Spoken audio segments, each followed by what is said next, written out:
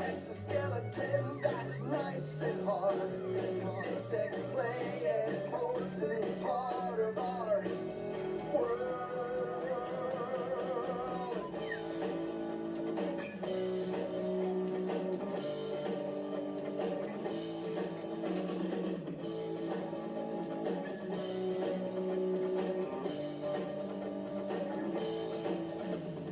Icky, icky insects have 6 legs.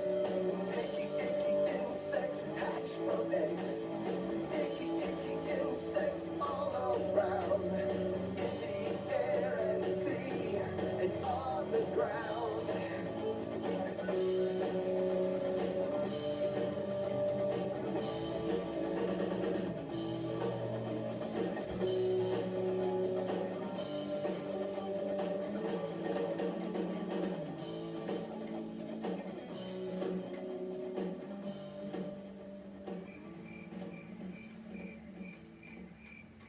Is anyone there? Could somebody please help me up? Please give me a hand or something. Not that kind of hand.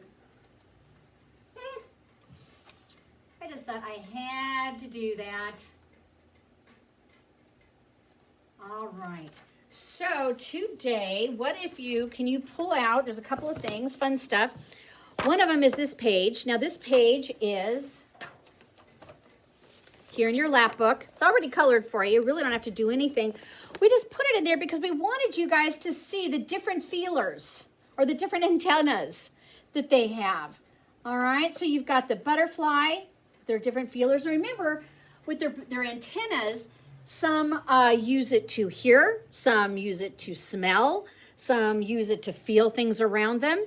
It all depends on how God made them. And isn't it cool how God made these insects all different? Now, granted, sometimes they're very icky, but you know what? God has a plan for all of them. I don't know what he's got planned for the ants. I'm still trying to figure that one out. But he had a plan for why we had these insects. So here the butterfly has these nifty little ones. And then these guys, look at these things. Those are, I don't know, those are kind of scary looking. All right, we got them right here on this beetle. What's this one? On a dragonfly. So I love those. Man, they look like spears, don't they? Oh. So I like that on the dragonfly. Okay. And then we have, a cockroach. Oh, good grief. Oh, yikes. I do not like cockroaches. But look at that. Ooh, they just look horrible. Just horrible. All right. And then this guy, click beetles. Ooh, I hope someone got a click beetle. Someone have a click beetle? I've got a story about a click beetle that we'll read. Maybe we'll do that one tomorrow. So we have that you've looked at. Also, and I'm sure you've already done this because you guys are always way ahead of me. Now you were to color your little insect here. And then by any chance, did you put down the different things on here? Like, did you put down where his head is? This is his antenna and his thorax and his abdomen. So hopefully you put those down. You labeled them. All right, so you know what's going on there. So excellent job. All right, so what I have next, something fun, for these 2 pages. Okay, now I know that Mrs. Lucio's class already did them. No worries. Just something fun to do. Okay, it's just something fun to do. And I thought, well, maybe you're coloring this or doing it. I've got a really cute, fun story I have to read. It's on insects, one of my favorites. So what you would do with this one, make any kind of insect you want to. But remember, where do my legs go? Because an insect has how many legs? 6 legs. And where are they going to go? On the head, the thorax, or the abdomen? It's the thorax, because the thorax is the motor room. That's where the legs and the wings will go. So that's the motor room. All right, so you'd put your little legs right there on the thorax. So you'd cut them all out, put them all together, kind of like your ant that we did. And then you have a choice of wings, Okay, they can have one pair of wings or two pairs of wings. Choose an antennae, and then choose what kind of mouth you want them to have. If you really want them scary, I'd give them that one. Okay, so that's kind of the fun thing you're doing today. And again, I know Mrs. Lucio's class, she sent them home. She was smart and she thought ahead, and she sent these pages home with you.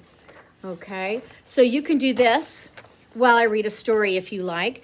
Also, again, on your journal, if you want to go ahead and do some of it, that's fine. You don't have to wait for me or wait for next week. Just each page asks you what to do. It tells you what they want on that page. And you really need to pay attention on how you're doing it. Make sure it's neat so you can read it. Okay? Make sure it begins with a capital letter, ends with a period. And it's that insect. That's the insect you're doing it on. Look in your lap book again for your insect. Your insect is right here. It's also on the little card. So don't go doing another insect when we've already given you an insect to do. And we've given you a card with information about it. So everyone has information to add. Once again, though, if you're seeing me here, that means you have a computer and an iPad or whatnot. You can maybe find out something else about your insect just because you're not here at school, okay?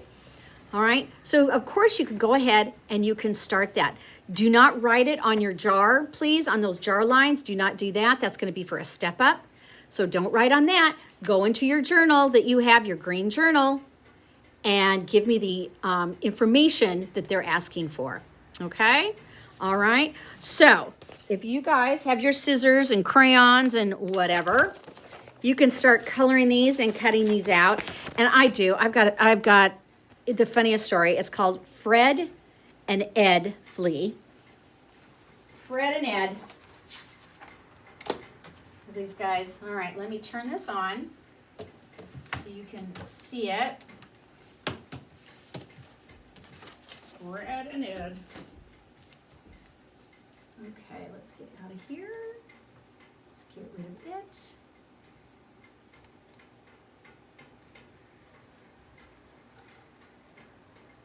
Come on.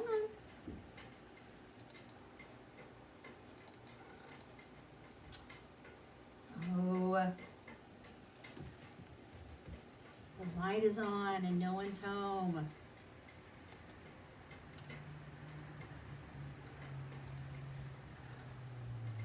Nope.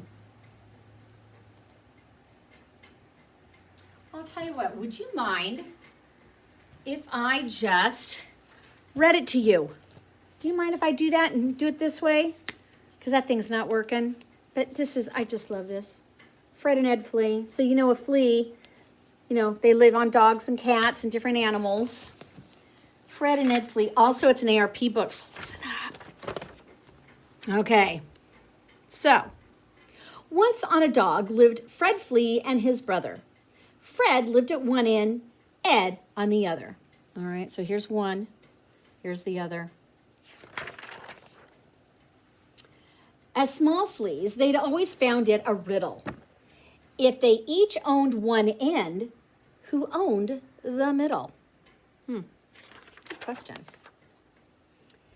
Ed was content with the bit that he had, but Fred wanted it all, for he was selfish and bad. Oh my. Content means he's happy with what he has. Ed came one day with some terrible news. We'd better move on. I've been noticing clues. The dog's scratching madly, and I think it's a sign something is up when he starts to whine. Oh dear, see when he scratches, they're all over the place. Here we go. There's Ed, there's Fred. Well, bad Fred saw his chance. Oh, stop that hullabaloo. I really can't go. I'm sick with the flu. But, replied Ed, you're not coughing or shaking. You don't have a fever. Are you sure you're not faking? No, it's true, bad Fred lied, and there never can be a pill to cure a poor fluey flea.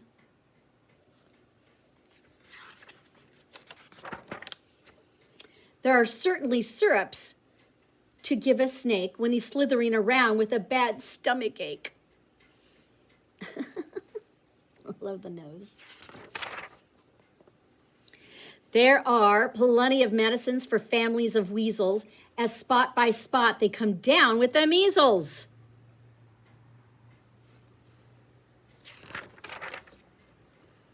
And we all know of tablets that come in a box that are swallowed by hens when they've got chicken pox.